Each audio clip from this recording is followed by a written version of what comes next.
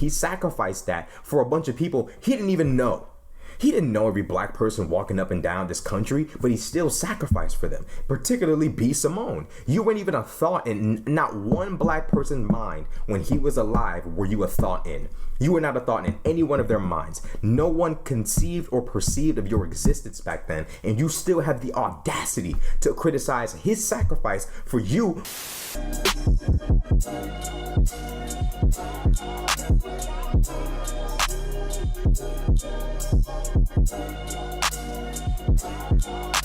Yo, what's good, YouTube? It's Rashad Crenshaw back again with another video.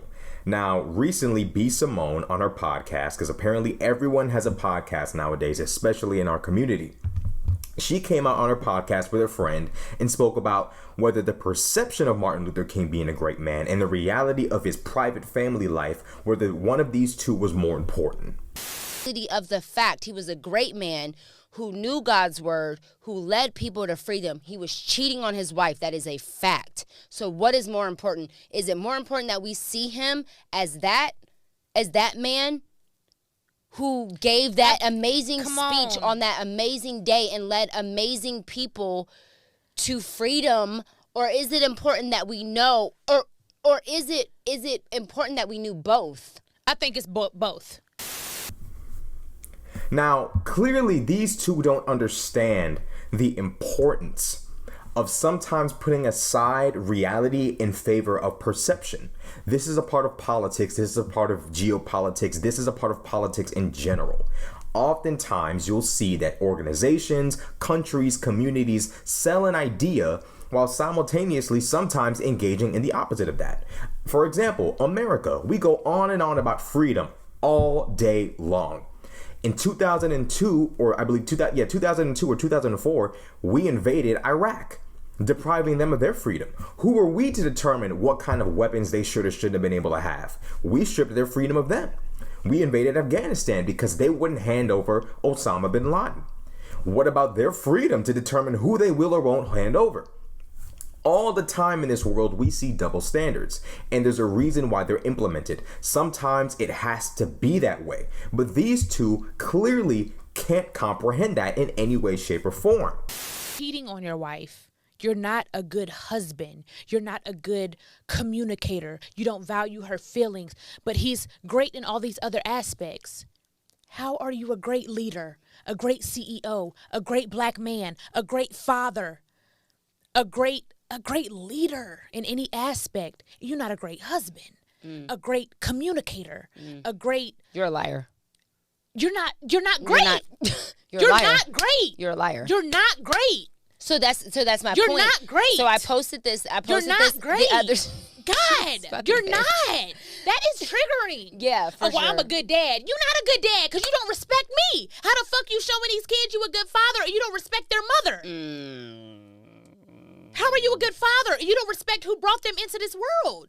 Carried them. You're not a great dad, my nigga.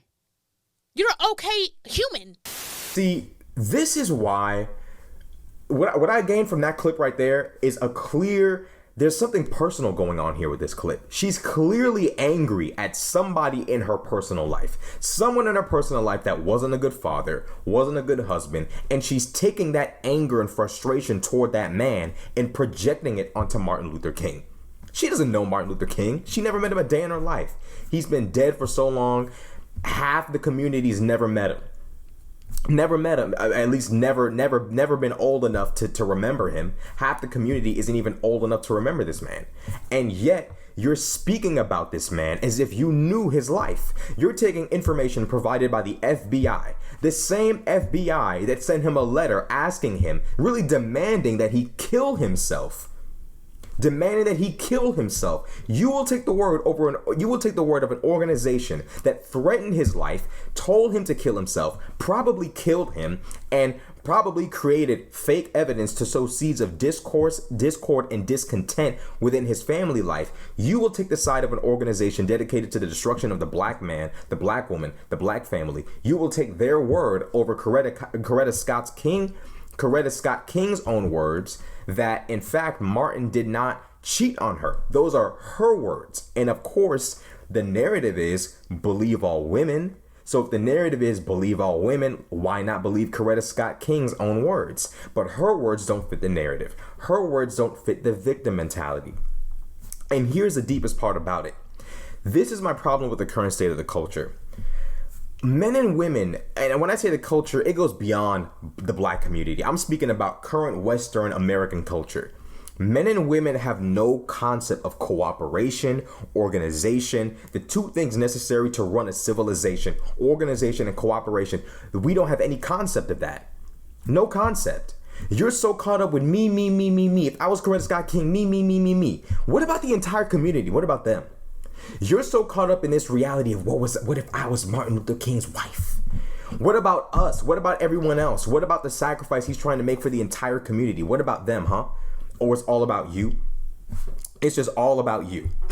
And that's the reason why a matriarchy, this matriarchal system we have in the black community, has to crash. It has to go. Men have to be back in a leadership position, because there's no way a group of men in their right mind would form a podcast and sit there and put the affairs of the private King family, the King family's private affairs, before the affairs of the entire community. Regardless of what's going on in this man's personal life, the freedom and the advancement of an entire community rests on the shoulders of this man. And you would have him done away with because he's not perfect enough for you. He's not perfect enough for you. Where would the line of perfect be drawn in the sand? Let's be honest here. The reality is this. If it came out that Martin Luther King was on drugs, Martin Luther King was doing everything but cheating on his wife, do you think B-Simone and this woman would be talking about how imperfect he was? No, because they couldn't relate to that. Oh, well, he was just doing drugs.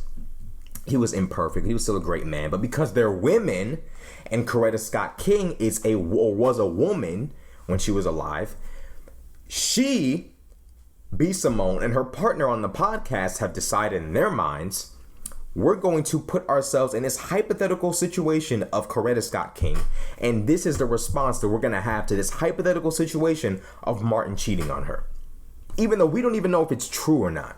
We have no clue if it's true.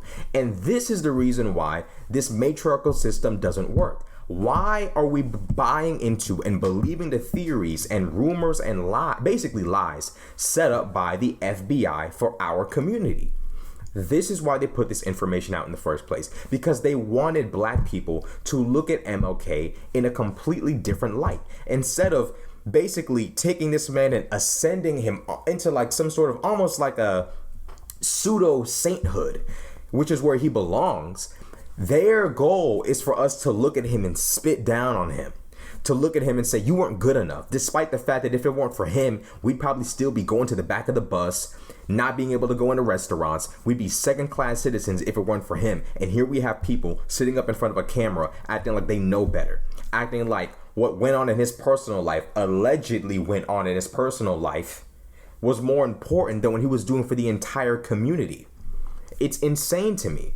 These chicks have no concept of collective benefit. They have no concept of collective benefit. They have no concept of everyone coming together for the good of the whole, not the good of one individual person who may or may not be disgruntled depending upon what kind of foolishness and news the FBI wants to put out this week about black leaders.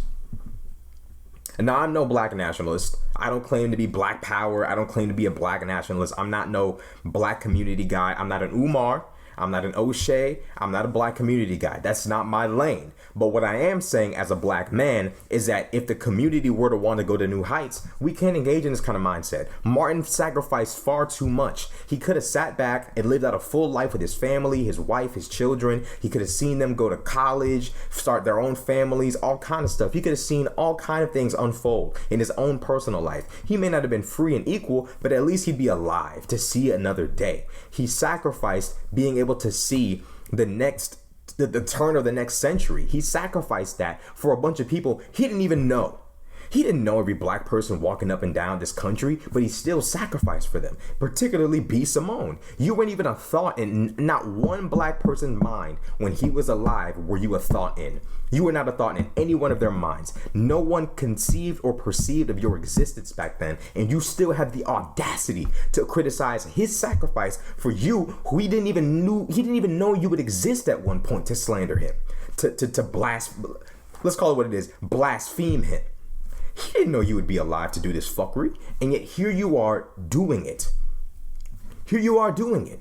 So here we are back at square one again, with the community broken in half, not knowing or understanding what it takes to run a functioning society, a functioning community.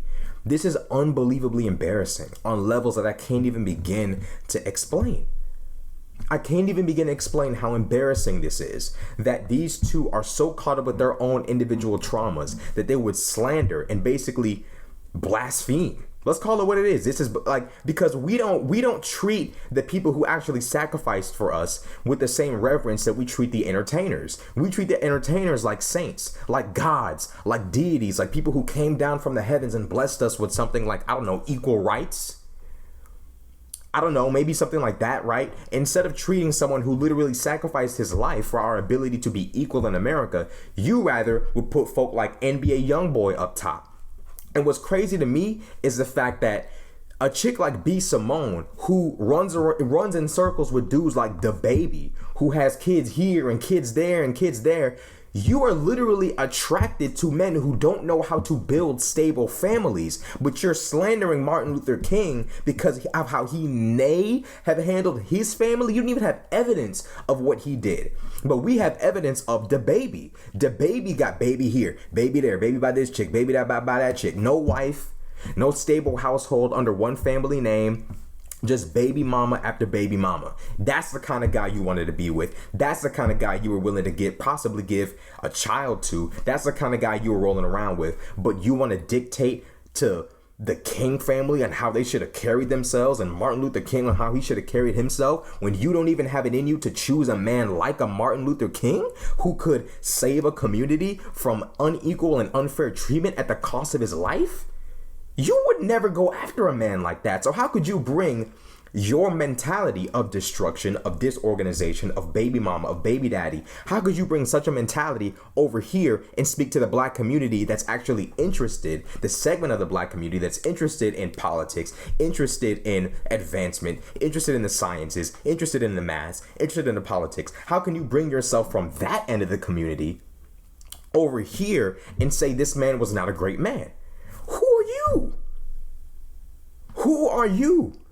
No, you can't do that. You cannot do that. You cannot sit there and chase dudes who could never make the sacrifice of Martin Luther King, who could never carry themselves like Martin Luther King, who could never establish a strong family structure like him, and then say that he wasn't a great man when you would never bring a man like that into your household and give him a family. How is that possible? You would never bring him into your fold, into your life, and build something with a man like a Martin Luther King. But you want to dictate how he should have handled himself during that civil rights movement, during that era?